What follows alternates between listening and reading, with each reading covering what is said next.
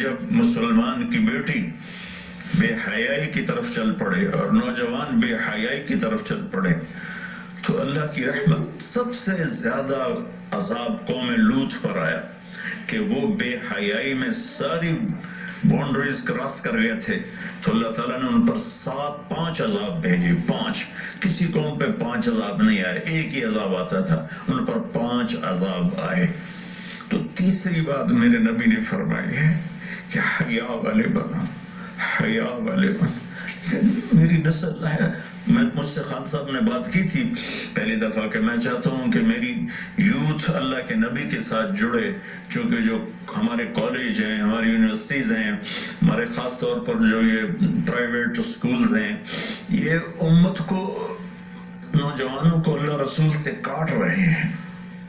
تو اللہ تعالیٰ یہ پہلا شخص ہے جس کے لیے میرے دل سے دعا نکلی جب اس نے کہا کہ میں نے آپ کو اس لیے بلایا ہے کہ میری قوم اپنے نبی کے ساتھ کیسے جڑ جائے.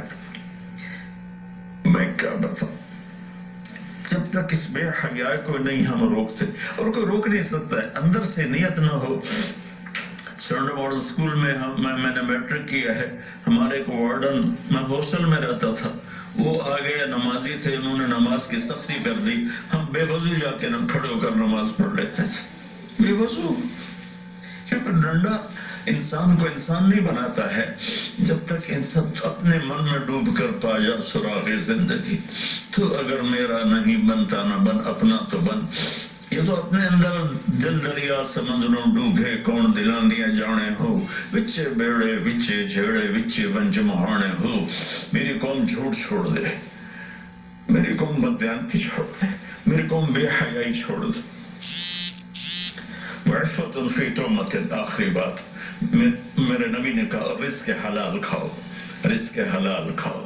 رزق حلال جو صبح سے شام تک، من امسا کالن بعمل یدہ امسا مغفور له، جو صبح سے شام تک رزق حلال میں تھک جاتا ہے اس دن کے سارے گناہ معاف ہو جاتے. تو میں وزیر اعظم صاحب سے اپیل کروں گا کہ پوری قوم سے جیسے ڈونیشن مانگا ہے